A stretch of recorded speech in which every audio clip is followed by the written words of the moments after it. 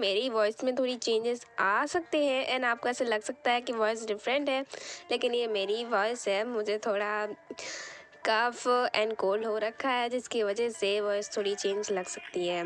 तो चलिए हमने वीडियो को स्टार्ट करते हैं कि ये सभी ग्रेजुएट होने के बाद इन्हें सब्जेक्ट्स लेने होते हैं, जिसके बाद ये सभी बीजिंग जाते हैं, जहाँ पर ये सारे के सारे अपने पैसे यानमुख को थमा देते हैं और जाके ट्रेन में बैठ जाते हैं। और यहाँ पर भी हमारे गुंचाओं का मन तो ललचाता ही रहता है और वो यहाँ पर भी लड़कियों से फ्लर्ट करने में कोई भी कसर नहीं छोड़ता। और यहीं पर ये सारे के सारे सो जाते हैं और हमारा यानमो हमारी स्याही को अपनी जैकेट से कवर करता है।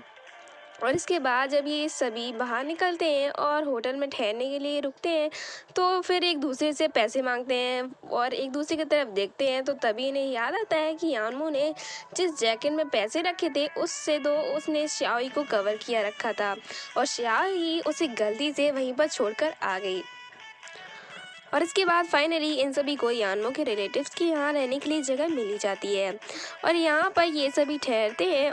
और इसके बाद हमें पता चलता है कि हमारा यानमो आगे पढ़ाई करने के लिए अब्रॉड जाने वाला है और इसके बारे में गुंचा भी उससे बात करता है और वो कहता है कि तुम्हें पता है ना कि जब श्याओई को ये बात पता चलेगी तो उसे थोड़ा अच्छा नहीं लगेगा। और यानमो को भी ये बात पता है कि श्याओई ये बात सुनकर बिल्कुल भी खुश नहीं होगी।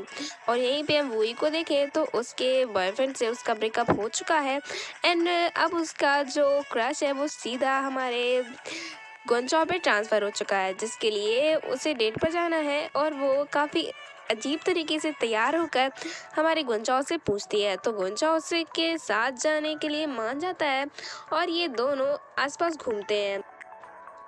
और वूई और गुंचाओ अभी घूम ही रहे थे कि हमारा गुंचाओ हमारी वूई को प्रपोज भी कर देता है। और ये इतनी जल्दी जल्दी होता है कि मुझे भी कुछ समझ में नहीं आया था पहले, लेकिन फिर इसके बाद पता चलता है कि गुंचाओ ने हमारी वूई को इसलिए प्रपोज किया था क्योंकि उसकी हमारे फी के साथ बेट लगी थी कि वो किसी भी लड़की को 2 मिनट में पटा सकता है, अब वो चाहे वूई हो या फिर कोई और भी। तो हमारी वूई को ये कभी रियल लगता है, वूई को भी यही लगता है कि गुंचाओ उसे सच में पसंद करने लगा है। और इसके बाद हम श्याओई और यानमो को देखते हैं, जहाँ पर ये दोनों मिलते हैं हमारे यानमो की मॉम से। और हमारे यानमो की मॉम श्याओई को देखकर ही काफ़ी ज़्यादा पसंद कर लेती हैं और वो कहती हैं कि ये लड़की सच में बहुत ही ज़्यादा प्रिटी है। और उसके बाद यानमो अपने अब्रॉड जाने की बात हमारी श्याओई को भी बताता है और हमारी श्याओई इससे थोड़ा अपसेट हो जाती है। और इसके बाद वो श्याओई से पूछता है कि क्या वो उसके साथ अब्रॉड चलेगी, क्योंकि अगर वो उसके साथ जाएगी तो वो उसकी पढ़ाई की जिम्मेदारी लेगा और वो काफ़ी अच्छे से उसकी स्टडी को कंप्लीट करवाएगा। और उसे भी ये बात काफ़ी पसंद आती है कि अगर वो यानमो के साथ जाएगी तो वो एक तो उसके साथ रहेगी और एक तो वो अच्छे से पढ़ भी पाएगी। और इसके लिए वो काफ़ी ज़्यादा एक्साइटेड हो जाती है और फिर वो अपने पेरेंट्स से भी इस बारे में बात करती है। और उसके पेरेंट्स भी उसके इस पहली बार कुछ मांगने पर मना नहीं कर पाते और वो भी कह देते हैं कि ये ज़्यादा बड़ी डील नहीं है और हम तुम्हें अब्रॉड में आकर पढ़ाई सकते हैं। और यहीं पर हम यानमो को देखें तो वो भी इस बात से थोड़ा खुश होता है कि श्याओई उसके साथ जा रही है। और इसके बाद गुंचा और वूई को देखें तो उनकी लव स्टोरी तो जैसे एक तरफा ही थी, क्योंकि वूई हमारे गुंचा को पसंद करती थी जबकि गुंचा की तो ऐसे बैठ थी एक। और हमारी श्याओई को भी ये बात पता चलते देर नहीं लगती कि गुंचाओ और वो ही डेट कर रहे हैं और उसे अपने भाई पर शक होता है, क्योंकि उसकी तो इतनी सारी गर्लफ्रेंड रह चुकी हैं और वो अपने भाई को अच्छी तरह से जानती है। तो वो हमारी गुंचाओ से कहती है कि वो मेरी बेस्ट फ्रेंड है, तो उसके साथ कोई भी गेम खेलने की कोशिश तो करना ही मत, नहीं तो तुम्हारे लिए काफ़ी बुरा होगा। और इसके बाद हमारा गुंचाओ भी सोचता है कि किसी और लड़की को डेट करना थोड़ा अच्छा होता है, लेकिन वो ही को डेट करना उसके लिए थोड़ा भारी पड़ रहा है।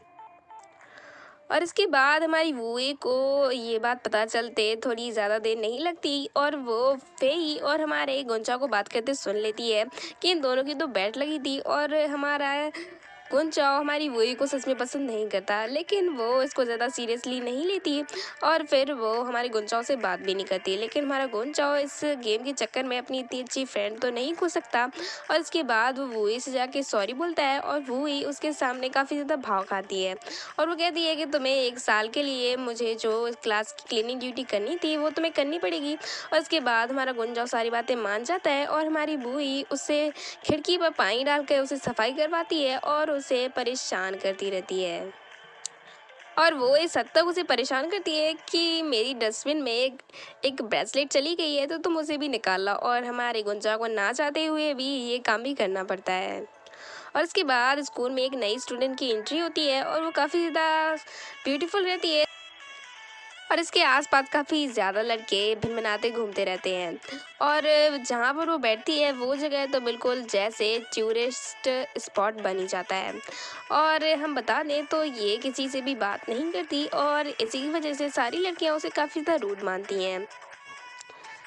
और हमारी श्याओई भी उससे बात करने की कोशिश करती है लेकिन वो किसी से भी बात नहीं करती। और ऐसे ही यानमो और श्याओई जा रहे होते हैं तो वो देखते हैं कि वही न्यू स्टूडेंट एक होटल पे डिशेस को वॉश कर रही थी। तो उसे ये पता चल जाता है कि इसकी कंडीशन काफ़ी अच्छी नहीं है और वो कितनी ज़्यादा गरीबी में रहती है।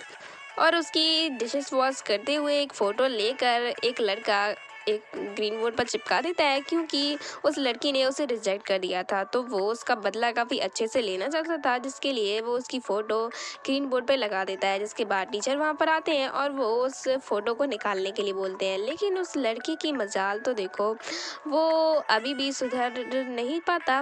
वो वहाँ पर उसी लड़की के फादर को भी बुला लेता है जिनकी पैर की कंडीशन थोड़ी ठीक नहीं रहती। और वो वहाँ पर डिलीवरी लेकर आते हैं जहाँ पर वो लड़का उनसे कहता है कि आप ये सारे बच्चों को डिस्ट्रीब्यूट कर दीजिए। जहाँ पर वो सभी बच्चों को डिस्ट्रीब्यूट करते हैं और जैसे ही वो न्यू स्टूडेंट आती है तो वो उसे पहचान लेते हैं और वो कहते हैं कि ये तुम्हारे क्लासमेट है। और जब वो अपनी क्लास में आती है और वो देखती है कि इस लड़की ने बिल्कुल हद ही कर दी क्योंकि वो उसे परेशान करने के अलावा उसके डैड को भी परेशान कर रहा है। जिसके बाद वो उसे की कॉलर पकड़ के उसे पंच मारने के लिए होती है लेकिन टीचर इतने में आ जाते हैं और इसके बाद वो लड़की उस स्कूल को हमेशा के लिए छोड़कर चली जाती है। और इतना ज़्यादा परेशान करने के बाद भी इस लड़की को बिल्कुल भी उस पर तरस नहीं आता। और अभी सभी कुछ अच्छा चल ही रहा था तभी हम श्याओई और गुंचाओ के डैड को देखते हैं जो कि एक क्रिमिनल को पकड़ने के लिए उसके लिए पीछे भागते हैं। लेकिन तभी एक गाड़ी सामने आ जाती है और उनका एक्सीडेंट हो जाता है। और उनका एक्सीडेंट होते ही उनकी सारी फैमिली की जो हिम्मत है वो टूट जाती है क्योंकि डैडी थे जिनकी वजह से उनकी सारी फैमिली चलती थी और वो अपनी फैमिली की एक तरह से बैकबोन थे। और इसके बाद हमारी श्याओई गुंचा और उसकी मॉम काफ़ी ज़्यादा अपसेट हो जाते हैं क्योंकि उनके लिए उनके डैड से ज़्यादा तो कोई भी इम्पोर्टेंट नहीं रखता। और इसके बाद गुंचा अपनी बहन को थोड़ा कंसोल करता है और वो अपनी पॉकेट मनी देकर श्याओई से कहता है कि वो अब्रॉड पढ़ने के लिए चली जाए क्योंकि उसका सारा खर्चा अब वो उठा लेगा क्योंकि अब वो बड़ा हो चुका है तो वो इतना तो कर ही सकता है। लेकिन श्याओई अपनी फैमिली को ऐसी हालत में छोड़ के तो कहीं भी नहीं जाने वाली। और इसके बाद वो यानो से बात करती है और वो उसे सीधा सीधा मना कर देती है कि उसे अब्रॉड नहीं जाना क्योंकि अब वो इतना ज़्यादा नहीं पढ़ सकती। वैसे वो उसे सच्चाई नहीं बताती है कि उसके डैड का एक्सीडेंट हो चुका है। और ये बात उसके सारे फ्रेंड्स को भी पता चलती है तो सभी काफ़ी ज़्यादा अपसेट हो जाते हैं। और हमारे यानमो को अभी कुछ भी पता नहीं चलता तो वो हमारी शाओई से बात करने की कोशिश करता है कि आखिर वो उसके साथ अब्रॉड जाने से क्यों मना कर रही है। लेकिन शाओई उसे हर जगह इग्नोर करती है और वो वहाँ से चली जाती है। और तभी हमारा यानमो फेई से भी ये बात पूछता है तो फेई उसे बता देता है कि उसके डैड का एक्सीडेंट हो चुका है और उसने ये बात किसी को भी बताने से मना की है। और हमारा यानमो इससे काफ़ी ज़्यादा शॉक हो जाता है कि तभी श्याओई किसी से बात करने से मना कर रही है और वो किसी चीज़ में भी इंटरेस्टेड नहीं है। और इसी के साथ हमारा ये पार्ट यहीं पर ख़त्म होता है। एंड अभी गाइस मेरी हालत थोड़ी ठीक नहीं है तो जल्दी जल्दी पार्ट्स नहीं आ पा रहे हैं तो इसके लिए सो सॉरी। बट मैं अपनी पूरी कोशिश करूँगी कि जल्दी से नेक्स्ट पार्ट लाऊं। तब तक के लिए बाय बाय, टेक केयर।